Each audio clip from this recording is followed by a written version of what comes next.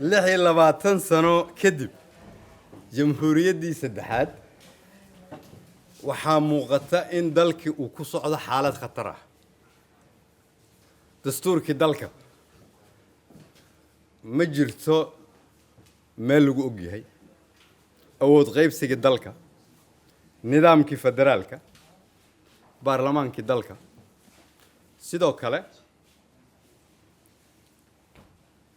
مدحوينه وقتيgiisi waxa uu dhamaaday 15 May 2024 baarlamaanku waxa uu dhamaaday 14 Abriil 2026 xukuumadda hadda dalka ka jirta waa xilgaarsiin dalkeenu wuxuu marayaa meel baylah ah oo taariikhda ummadda Soomaaliyeed ugub ku ah oo aan sharciyadina aanay jirin heshiis siyaasadeedna aanu jirin 75 maalmood ayuu madaxweynaha waqtigiisa dhamaaday ku fadhiyaa sharci darro bila Soomaaliya maalin kasta uu dalku dawlad la'aan yahay sharci darro ana dalka waxba ka sii halaabaya عدبا كجو آية دلك لقى يابو أنا هدا ومدة صومالية وجيدين لكن خطر وين كو جريتان كجمهورية السدحات ومدة صومالية أي صور دوبتي لحية لباتن سنة كهر أفرتي سنة اللي صور دافي لوضع بلاد شرع الدردة الدولة دا وقتية دمادي يجوكتو waxa baaba'ay ganacsigii dalka waxa cuuriyaamay dhaqaalihii boqolka shirkadood ee dalkan ugu weyn sanadkii la soo dhaafay waxa ay ahayd sanadkii ay ugu xumayd 12 sano la soo dhaafay kuwo sameeyay faa'iidadii ugu yarayd kuwo la fiicaynsaday iyo khasaaro awgeed kuwo ganacsiyadoodii uga hayaamay dalkeenu waa dalka kaliya ee dadkii xoolaha haystay ee qaxayaan maadaama aan isku aamini karin nidaamka khaldan ee dawladda hadda jirto oo waqtigeedu dhamaaday ay ku wajahayso dawladnimada ummadda Soomaaliyeed musuqmaasuq ayaa dalka dhaqan ka noqday dadka in la dhaco ayaa dhaqan ka noqotay dhulboobkii ayaa si xarka goostay maalin walbana laga barakacinayaa dad masaakiin ah ee ku dhaqan magaalada Muqdisho Kaaraan Yaaqshiid Cabdulcasiis hooyooyin Soomaaliyeed ayaa qeylinaya waliba markii dawladda iyo madaxweynaha waqtigiisu dhamaaday ay idaacadda intay soo istaageen ay yiraahdeen ciidan bal la qaxin maayo ciidan bal la barakicin maayo dhul boob damba dhici maayo tusaale waxay ka tahay wax lagu aamini karo inaanay jirin in habeen madow hooyooyin la qaxinayo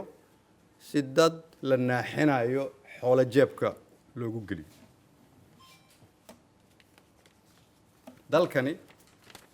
boqolkiiba 70 ku dhawaad waxa uu ku tiirsan yahay dhaqaale ka yimaada beesha caalamka si maalinle ah ayuu u sii xumaanayaa xiriirka nagala dhaxeeya beesha caalamka dawladaha deriska iyo annaga ayaa xiriirkoona sii xumaanaya waa kuwa ay ahayd inaan la yeelano xiriir joogto ah oo iskaashano mid dhaqaale mid amni iyo mid bulsho iyo mid ganacsiba waqtiin midowga Yurub inay Soomaalida ku soo rogeen inaan visa la siin karin ama ay culays ku tahay inay sugaan waqti dheer xitaa dadka dawladda u shaqeeya waqtiin sidoo kale in dalka Mareykanka la aado inay sidaas oo kale tahay waqtiin in dawladda Mareykanku ay ku dhawaaqday in 500 milyan ee loogu talagalay ciidamada nabad ilaalinta ay goosatay وأكتين إني كيف كرايان إن أنا تاجرين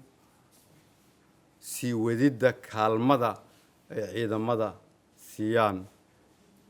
نبض العالم تدلك وأكتين إني جوجين كالمدى عيدا مدى سيدا خاص كأوتها وبرن الدنب وحاسور دمي وحيسالك كهايان حدا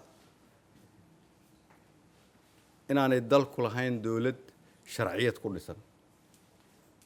مارين تحلق كلا جوركا والله بهنا إن سياسة لوجه شيئنا أولي لجه شيء حالة دكجر تبارك ده يبدأ وساميسي جناسي يدغاله الدلكا انتي دلكني أولها لها دولد إنده يدو في قيهين لما عامل كرت الدنيا ده لها أقون ومدة الصوماليات كحكسة أرمها سويدل صبح مركي صوت توسط دولدن وقت جيد دمادي دولال نم يدول بوب أيها شقوة حقيقة بعد ضد لقى بركة يا سلو سوق وليستو السيدة أدوكتهين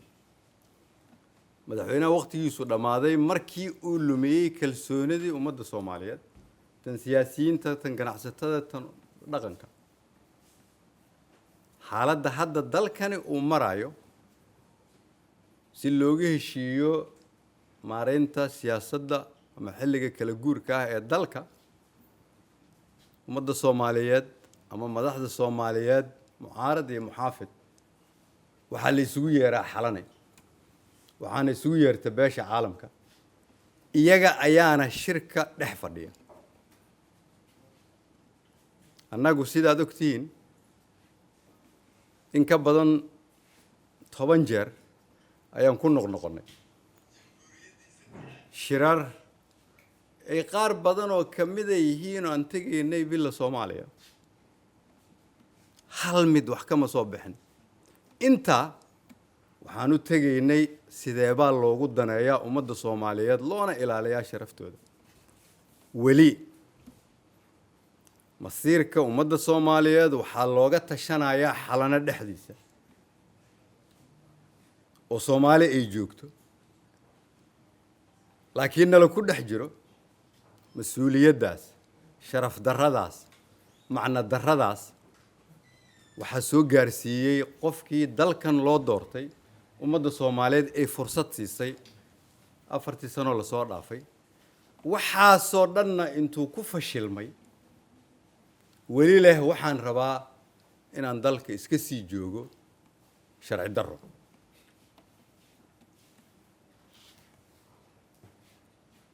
arrinka maareynta kala guurka dalkan markasta oo la galo xilliga kala guurka oo sharciyada dawladdu ay dhamaato dhaqan baa jiray lagu maareeyo oo waxay ahayd in la galo heshiis siyaasadeed annagu haddii aan nahay golaha mustaqbalka Soomaaliyeed waxaan soo jeedinay in la galo heshiis siyaasadeed oo lagu maareeyo xilliga kala guurka dalka mucaarad iyo muxaafid la dhiso golaha maareynta xilliga kala guurka oo ay ku jiraan dad Soomaaliyeed si looga heshiiyo doorashada loo helo guddi farsamo oo doorashada ka shaqeeya ay jiraan dad Soomaaliyeed oo loo soo noqdo haddii ay wax dhacaan maanta maadaama xukuumad di waqtigeeda dhamaaday oo ay xilgaarsiin tahay oo baarlamaanka waqtigiisa dhamaaday oo madaxweynaha waqtigiisa dhamaaday yay la macaamilaysaa adduunyadu mashaariicda dhaqaalaha dalkan u imaan lahayd noo imaan maayaan inta aan nahay dawlad aan sharciyad lahayn ay iska fadhido sidaas daraaddeed ayaan waxaan leenahay ummadda Soomaaliyeed qofkii isla xal baa iska imaanaya xal imaan maayo qofkii isla dhibku ku soo gaari maayo wuu ku soo gaaraya khatarta dalkan uu galay mid dhaqaale mid amni mid bulsho mid beel caalam intaba waxaa ka mas-uula qofkii ummadda Soomaaliyeed fursad u siisay inuu ummadda Soomaaliyeed intaa ka maareeyo laakiin intaba ku fashilmay waxaan soo jeedinaa marka in dadka Soomaaliyeed kulligood ay gacmaha isqabsadaan si dalka loo badbaadiyo wiilasha Soomaaliyeed oo ciidanka ah waxaan rabaa inaan mar kale halkan uga sheego waxa maanta lagu tumanayo waa masiirkiina waxa la maareynayo xal loo raadinayo waa ciidamada xoogga dalka Soomaaliyeed oo ay ahayd iyaga in la xoojiyo laakiin maadaama uu madaxweynaha waqtigiisu dhamaaday uu is adeegsaday dawlad goboleed ku duul doorasho ku xoog siyaasiyiin ku laay dhulku boob